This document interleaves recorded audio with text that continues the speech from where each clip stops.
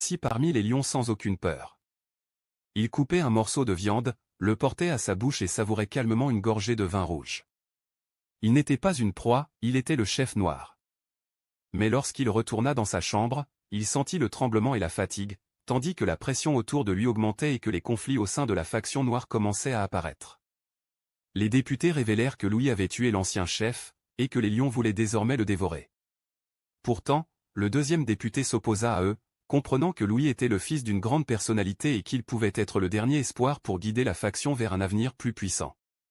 Mais Louis refusa de les rejoindre, pointa une arme sur lui-même et tenta de se suicider avant d'être sauvé à la dernière seconde. Pour être reconnu comme chef, il devait briser sa nature d'herbivore et manger de la viande de cerf. Après une longue hésitation, il prit le couteau et la fourchette, coupa un petit morceau, le mâcha avec difficulté puis l'avala. À partir de ce moment-là, il devint le nouveau chef de la faction noire. Plus tard, en collectant les droits de protection, un marchand refusa de payer, comptant sur la tortue puissante qui le soutenait. Mais l'aura et l'autorité de Louis le contraignirent à se soumettre. Louis repartit alors, le regard ferme, sachant que son chemin de leader ne faisait que commencer.